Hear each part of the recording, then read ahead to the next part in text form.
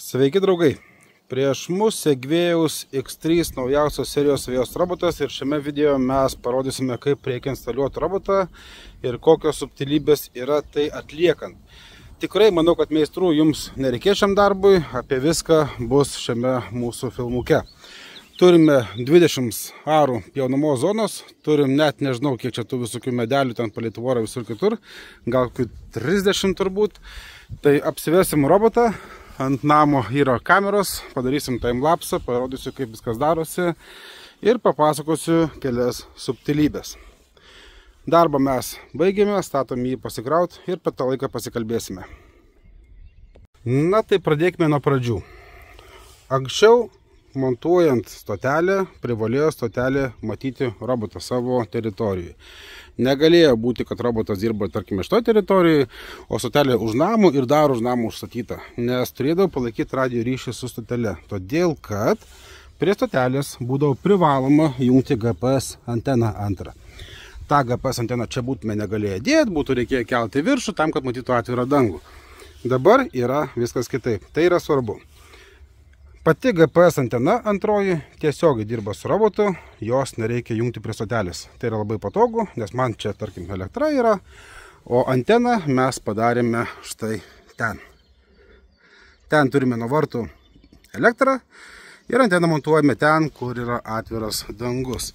Taip, kad šitas privalumas yra labai svarbus. Plius šitas robotas palaiko dvi antenas, kadangi yra versijų iki 1 hektaro dydžio, teritorijos didžiulės. Esant didelėje distancijai, statomos dvi antenos. Robotas, su kuria nori, su ta dirba, kuria jam yra palankesnė. Toliau parsisiūsime mes programėlę, susikursime paskyrą, Bluetooth su telefonu susijungs iš karto robotas, viskas bus lietuviškai, aiškiai, piešinukais. Nesupras tiesiog neįmanoma, nebent paskubėsite. O taip dažnai ir būna, nes turbūt 100 kartų kartojasi, vyrai instrukcijų neskaito. Paskui rašo kažkur skambina, ieško informacijos, nors viskas yra pas jūs va čia va telefone. Programėlės viršuje dešinėje pusėje yra ausinės simboliukas, paspausite ant jo, ten yra ir instrukcija lietuviška, ir daug filmukų, ir daug klausimų atsakymų, viskas yra jūsų telefone. Gerai, kursim žemėlapį.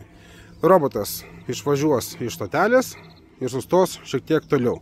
Galim pasivaryti šiek tiek robotą arčiau stotelės ir pradėsim pie žemėlapį. Svarbu, roboto perimetras vedamas prieš laikrodžio rodyklę. Nesuklyskite, vedamas prieš laikrodžio rodyklę. Robotą galite vesti palei liniją. Viršuje dešinėje bus pasirinkimas, kurio režimu dirbsite. Ar robotas vedamas per patį kraštą ar šalia krašto. Matysite. Apsižymim visą teritoriją, išsisaugojim ir paskui patarčiau apsižymėti visas nevažiavimo zonas. Kodėl? Einam pasakysiu. Žinoma, jūs sakysite, taigi robotas turi sensorius, turi kameras, toks protingas, ką man čia žymėti. Taip, atvažiuoja robotas viena kryptim, iki vietos, pamato kliūtį, sustoja. Tai čia, tai ten, tai čia. Iš kitos pusės tai čia, tai ten, tai čia. Toks gausis čia toksai belė koks nelygus, negražus apipjautas reikalas. Atsivarom robotą, apsivedam vietą, jis pradėjęs pjauti veją, atvažiuos visų pirma perimetrą, jeigu reikės ir 2 kartus, paskui apvažiuos visas gražiai apvestas vietas, tam, kad nupjauta būtų gražiai ir tvarkingai. Taip, kad pirmiausia robotas apsipjauna visas pažymėtas kliūtis, paskui pradės pjauti savo darbą. Antra svarbi informacija. Jeigu mes perimetrą vedame prieš laikrodžio rodyklę, tai kliūtis pagal laikrodžio rodyklę. Tai yra svarbu. Būna dažnai atveju, kada turime 2 plotus. Vienas galbūt yra pagrindinis, o kitas plotas kažkur už kelio. Tokiu atveju mes pasižymim tą plotą B ir parodysim robotui kelią, kuriuo jis pravažiuos iš ploto A į plotą B. Tokių aukštų bortų būti negali.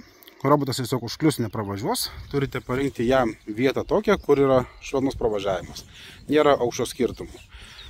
Parodysit robotui keliuką ir jis juo važinės. O kur keliukas patogus jums, nuspręsti jau jūs patys. Tokiu atveju robotas dirbs ir vienam plote, ir kitam plote. Na ir dar vieną funkciją turi Segvėjus, ko neturėjau anksčiau. Galim piešti piešinius.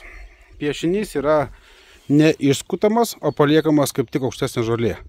Kadangi mes turime labai aukštą žolę, netgi taip roboto pirmą kartą leisti ir nereikėtų, nes žolė yra per aukšta, bet mes paleisim.